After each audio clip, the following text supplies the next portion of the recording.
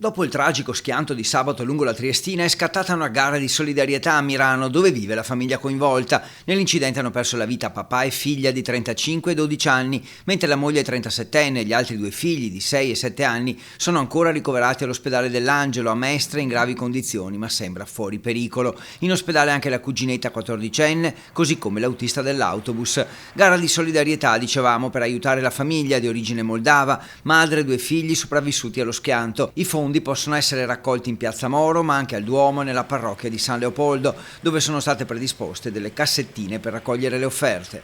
È una famiglia giovanissima che in una giornata di festa, ahimè, succedono questi fatti, è inconcepibile per tutti, ma è davvero un grande segnale anche per dire alla mamma e ai due bambini che la comunità di Mirano c'è tutta intera e saranno vicini anche in questo davvero momento tanto doloroso. La richiesta di aiuto è stata lanciata dal Comitato Genitori di Mirano per una famiglia perfettamente inserita nella comunità nonostante le origini straniere. Ho visto tante mamme, tanti genitori, è partita dai genitori che ringrazio, che mi sento di ringraziare, dai rappresentanti di classe, da un comitato molto attivo che in questi 2 ultimi anni ha dimostrato di avere una grandissima attenzione proprio anche a fatti, ahimè, così tragici. Intanto proseguono gli sforzi delle forze dell'ordine per ricostruire la dinamica e le cause dell'accaduto. L'auto su cui viaggiava la famiglia da 10 anni a Mirano si sarebbe scontrata frontalmente con un autobus del trasporto pubblico